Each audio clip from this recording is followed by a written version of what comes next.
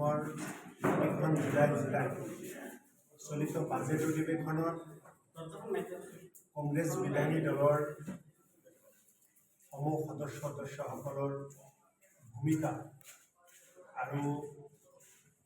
ৰাইজৰ উত্তৰণৰ কাৰণে ৰাজ্যখনৰ সমস্যা সমাধানৰ কাৰণে আমি কি দায়িত্ব পালন কৰিলোঁ তাৰ কাৰণে সংবাদমেলৰ আয়োজন কৰিব দিছিল আৰু মোক নলবাৰী জিলাৰ দায়িত্ব দিয়া হৈছিল। গতিকে আজি নলবাৰী জিলাৰ এই সংবাদমেলত উপস্থিত থকা জিলা কংগ্ৰেছৰ সন্মানীয় সভাপতি ৰাতুল ডাঙৰীয়া, ইয়াতে নলবাৰীৰ প্ৰাক্তন বিধায়ক ডাঙৰীয়া, আমাৰ জিলা কংগ্ৰেছৰ এডমিনিষ্ট্ৰেটিভ জেনেৰেল ছেক্ৰেটাৰী ডাঙৰীয়া আৰু আমাৰ অসম প্ৰদেশ কংগ্ৰেছ কমিটিৰ সম্পাদক সাংবাদিক বন্ধুসকল, যোৱা 17 ফেব্ৰুৱাৰীৰ পৰা অসমত বাজেট অধিৱেশন আৰম্ভ হৈছে আৰু বাজেট অধিৱেশনৰ প্ৰথম দিন কোকৰাঝাৰত বিটিআৰৰ যি তেওঁলোকৰ ভৱন, সেই ভৱনত প্ৰথম হৈছিল আৰু সেইদিনা মাননীয় অসমৰ মুখ্যমন্ত্ৰী ডাঙৰীয়াৰ পৰা আৰম্ভ কৰি অসমৰ সকলো সন্মানীয় মন্ত্ৰীসকল, বিধায়কসকল উপস্থিত আছে আৰু বিটিআৰত যেতিয়া প্ৰথম দিন বিধানসভা আছিল, সেইদিনা আলোচ্য বিষয় আছিল ষষ্ঠ অনুসূচিত সাহিত্য পৰিষদ এলেকাৰ আৰ্থ-সামাজিক অৱস্থা সম্পৰ্কে বিশেষ আলোচনা আৰু এই আলোচনাত আমাৰ দলৰ দলপতি দ্ৰব্য শইকীয়া ডাঙৰীয়াৰ লগতে আমাৰ সন্মানীয় বিধায়কসকলে 2003 চনৰ যি BTC চুক্তি হৈছিল বা তাৰপিছতো যি বিটিআৰ চুক্তি হৈছিল, সেই চুক্তি অনুযায়ী বিটিআৰ এলেকাত থকা প্ৰতিটো জাতি জনগোষ্ঠীৰ মানুহৰ প্ৰতি যাতে কোনো বৈষম্য কৰা নহয় বা ষষ্ঠ অনুসূচিত যিসমূহ এলেকা বৰ্তমান পৰিচালিত হৈ আছে, এই এলেকাসমূহত যাতে জাতি জনগোষ্ঠীৰ প্ৰতি বৈষম্য কৰা নহয়, সকলোকে যাতে সম অধিকাৰ দিয়া হয়, তাৰ ওপৰতে আলোচনা কৰা হৈছিল। আমাৰ কংগ্ৰেছ দলৰ পৰা দাবী জনোৱা হৈছিল আৰু কেন্দ্ৰীয় চৰকাৰৰ ফালৰ পৰা ষষ্ঠ অনুসূচিত যিসমূহ এলেকা, এই এলেকাসমূহত যিখিনি ধন আবণ্টন দিব লাগে, এই ধন আবণ্টনৰ ক্ষেত্ৰত পূৰ্বতকৈ বৰ্তমান কমকৈ ধন দিয়া গৈছে। কথাত তেওঁলোকে ধন দিয়া বুলি কয়, কিন্তু কাৰ্যক্ষেত্ৰত সেইখিনি ধন নিদিয়ে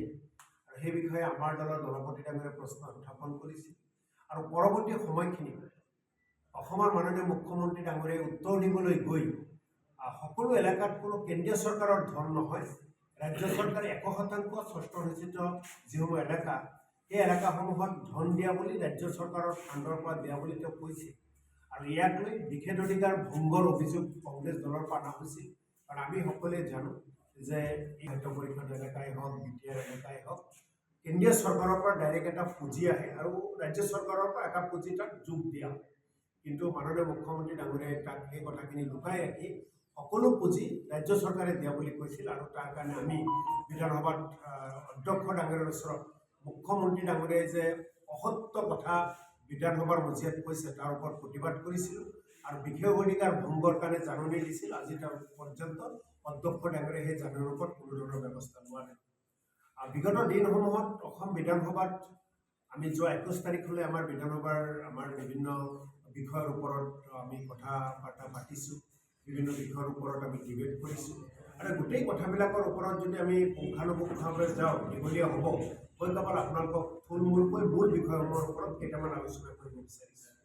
আমাৰ প্ৰথম দিন যেতিয়া 19 তাৰিখ অসম বিধানসভাত যেতিয়া অধিৱেশন আৰম্ভ হৈছিল আৰু সেইদিনাই প্ৰথমতে আমি আপোনালোকে জানে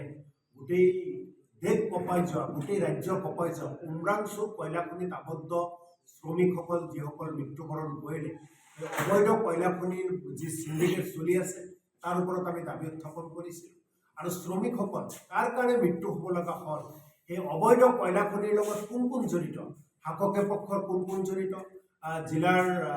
আয়ুক্তৰ পৰা আৰম্ভ কৰি আৰক্ষী অধীক্ষকৰ পৰা আৰম্ভ কৰি তাত ফৰেষ্ট ডিপাৰ্টমেণ্টৰ পৰা আৰম্ভ কৰি আমাৰ পৰিবহণ বিভাগৰ পৰা আৰম্ভ কৰি কোন কোন বিষয়া জড়িত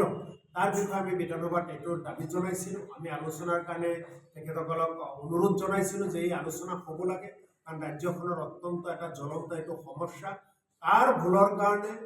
বহু মাতৃ আজি সন্তান হাৰা হ'ল,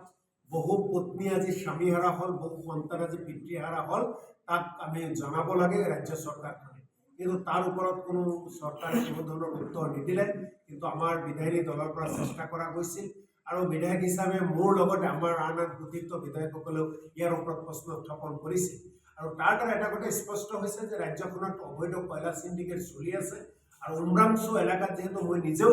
যেতিয়া এই ঘটনা সংঘটিত হৈছিল, অসম প্ৰদেশ কংগ্ৰেছ কমিটিৰ এটা দলৰ লগত মই গৈছিলোঁ আৰু তাত দেখিছিলোঁ ৰেড হোল মাইনিং যি আমাৰ মাননীয় সুপ্ৰিম কোৰ্টৰ পৰা বন্ধ কৰি দিছে, তাৰপিছত উমৰাংচু এলেকাত বা আমাৰ ৰাজ্যখনত ৰেড হোল মাইনিং বহুত চলি আছে। আৰু তাৰ পৰা এই যিটো আমাৰ পাৰ্বত্য আশীটা যিসমূহ এলেকা, সেই এলেকাত যিসমূহ ক্ষমতাধাৰী ব্যক্তি, কোনোবা এজন ক্ষমতাধাৰী ব্যক্তিৰ পত্নীৰ নামত গোটেইখিনি অবৈধ চিণ্ডিকেট চলি আছে, তাক আমি বিধানসভাত পোহৰলৈ আনিছিলোঁ, কিন্তু ৰাজ্য চৰকাৰখনে কোনো ব্যৱস্থা নকৰে। দ্বিতীয়তে, আমি পৰৱৰ্তী সময়খিনিত আমি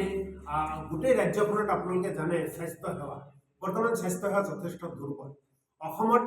স্বাস্থ্যসেৱাত মেডিকেল কৰ্তৃপক্ষই, চিকিৎসালয় কৰ্তৃপক্ষই জাননী দিব লগা হৈছে যে আমাৰ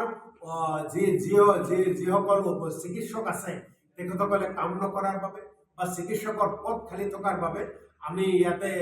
ৰাইজক বা আমি ৰোগীসকলক তেওঁলোকৰ সেৱা আমি কৰিব নোৱাৰিম, এনেকুৱাভাৱে জাননী দিব লগা হৈছে। আমি কংগ্ৰেছ বিধায়িনী দলৰ নেতা তথা বিৰোধী দলৰ সভাপতি দেৱব্ৰত শইকীয়া ডাঙৰীয়াৰ নিৰ্দেশ মৰ্মে অসমৰ প্ৰতিখন জিলাত চলিত বাজেট অধিৱেশনত কংগ্ৰেছ বিধায়িনী দলৰ সমূহ সদস্যসকলৰ ভূমিকা আৰু ৰাইজৰ উত্তৰণৰ কাৰণে, ৰাজ্যখনৰ সমস্যা সমাধানৰ কাৰণে আমি কি দায়িত্ব পালন কৰিলোঁ, তাৰ কাৰণে সংবাদমেলৰ আয়োজন কৰিব দিছিল আৰু মোক নলবাৰী জিলাৰ দায়িত্ব দিয়া হৈছিল। ঠিক আজি নলবাৰী জিলাৰ এই সংবাদমেলত উপস্থিত থকা জিলা কংগ্ৰেছৰ সন্মানীয় সভাপতি ৰাতুল ডাঙৰীয়া, ইয়াতে নলবাৰীৰ প্ৰাক্তন বিধায়ক ডাঙৰীয়া, আমাৰ জিলা কংগ্ৰেছৰ এডমিনিষ্ট্ৰেটিভ জেনেৰেল ছেক্ৰেটাৰী ডাঙৰীয়া আৰু আমাৰ অসম প্ৰদেশ কংগ্ৰেছ কমিটিৰ সম্পাদক সাংবাদিক বন্ধুসকল, যোৱা 17 ফেব্ৰুৱাৰীৰ পৰা অসমত বাজেট অধিৱেশন আৰম্ভ হৈছে আৰু বাজেট অধিৱেশনৰ প্ৰথম দিন কোকৰাঝাৰত বিটিআৰৰ যি তেওঁলোকৰ ভৱন, সেই ভৱনত প্ৰথম হৈছিল। আৰু সেইদিনা মাননীয় অসমৰ মুখ্যমন্ত্ৰী ডাঙৰীয়াৰ পৰা আৰম্ভ কৰি অসমৰ সকলো সন্মানীয় মন্ত্ৰীসকল, বিধায়কসকল উপস্থিত আছে। আৰু বিটিআৰত যেতিয়া প্ৰথম দিন বিধানসভা আছিল, সেইদিনা আলোচ্য বিষয় আছিল ষষ্ঠ অনুসূচিত সাহিত্য পৰিষদ এলেকাৰ আৰ্থ-সামাজিক অৱস্থা সম্পৰ্কে বিশেষ আলোচনা। আৰু এই আলোচনাত আমাৰ দলৰ দলপতি দেৱব্ৰত শইকীয়া ডাঙৰীয়াৰ লগতে আমাৰ সন্মানীয় বিধায়কসকলে 2003 চনৰ যি BTC চুক্তি হৈছিল বা তাৰ পিছতো যি বিটিআৰ চুক্তি হৈছিল, সেই চুক্তি অনুযায়ী বিটিআৰ এলেকাত থকা প্ৰতিটো জাতি জনগোষ্ঠীৰ মানুহৰ প্ৰতি যাতে কোনো বৈষম্য কৰা নহয়, বা ষষ্ঠ অনুসূচিত যিসমূহ এলেকা বৰ্তমান পৰিচালিত হৈ আছে, এই এলেকাসমূহত যাতে জাতি জনগোষ্ঠীৰ প্ৰতি বৈষম্য কৰা নহয়, সকলোকে যাতে সম অধিকাৰ দিয়া হয়, তাৰ ওপৰতে আলোচনা কৰা হৈছিল। আমাৰ কংগ্ৰেছ দলৰ পৰা দাবী জনোৱা হৈছিল। আৰু কেন্দ্ৰীয় চৰকাৰৰ ফালৰ পৰা ষষ্ঠ অনুসূচিত যিসমূহ এলেকা, এই এলেকাসমূহত যিখিনি ধন আবণ্টন দিব লাগে, এই ধন আবণ্টনৰ ক্ষেত্ৰত পূৰ্বতকৈ বৰ্তমান কমকৈ ধন দিয়া গৈছে। কথাত তেওঁলোকে ধন দিয়া বুলি কয়, কিন্তু কাৰ্যক্ষেত্ৰত সেইখিনি ধন নিদিয়ে। আৰু সেই বিষয়ে আমাৰ দলৰ দলপতি ডাঙৰীয়াই প্ৰশ্ন উত্থাপন কৰিছিল। আৰু পৰৱৰ্তী সময়খিনিত অসমৰ মাননীয় মুখ্যমন্ত্ৰী ডাঙৰীয়াই উত্তৰ দিবলৈ গৈ সকলো এলেকাত কোনো কেন্দ্ৰীয় চৰকাৰৰ ধন নহয়, ৰাজ্য চৰকাৰে 100% স্বচ্ছনিশ্চিত যিসমূহ এলেকা এই এলেকাসমূহত ধন দিয়া বুলি ৰাজ্য চৰকাৰৰ ফাণ্ডৰ পৰা দিয়া বুলি তেওঁ কৈছে আৰু ইয়াক লৈ নিষেধাধিকাৰ ভংগৰ অভিযোগ কংগ্ৰেছ দলৰ পৰা অনা হৈছিল কাৰণ আমি সকলোৱে জানো যে এই খাদ্য পৰিষদ এলেকাই হওক বিটিআৰ এলেকাই হওক কেন্দ্ৰীয় চৰকাৰৰ পৰা ডাইৰেক্ট এটা পুঁজি আহে আৰু ৰাজ্য চৰকাৰৰ পৰা এটা পুঁজি তাক যোগ দিয়া হয় কিন্তু মাননীয় মুখ্যমন্ত্ৰী ডাঙৰীয়াই তাক সেই কথাখিনি লুকাই ৰাখি সকলো পুঁজি ৰাজ্য চৰকাৰে দিয়া বুলি কৈছিল আৰু তাৰ কাৰণে আমি বিধানসভাত অধ্যক্ষ ডাঙৰীয়াৰ ওচৰত মুখ্যমন্ত্ৰী ডাঙৰীয়াই যে অসত্য কথা বিধানসভাৰ মজিয়াত কৈছে তাৰ ওপৰত প্ৰতিবাদ কৰিছিলোঁ আৰু বিষয়াধিকাৰ ভংগৰ কাৰণে জাননী দিছিল আজি তাৰ পৰ্যন্ত অধ্যক্ষ ডাঙৰীয়াই সেই জাননীৰ ওপৰত কোনো ধৰণৰ ব্যৱস্থা লোৱা নাই বিগত দিনসমূহত অসম বিধানসভাত আমি যোৱা 21 তাৰিখলৈ আমাৰ বিধানসভাৰ আমাৰ বিভিন্ন বিষয়ৰ ওপৰত আমি কথা বাৰ্তা পাতিছোঁ বিভিন্ন বিষয়ৰ ওপৰত আমি ডিবেট কৰিছোঁ আৰু গোটেই কথাবিলাকৰ ওপৰত যদি আমি পুংখানুপুংখভাৱে যাওঁ দীঘলীয়া হ'ব মই কেৱল আপোনালোকক থুলমূলকৈ মূল বিষয়সমূহৰ ওপৰত কেইটামান আলোচনা কৰিব বিচাৰিছোঁ আমাৰ প্ৰথম দিন যেতিয়া 19 তাৰিখ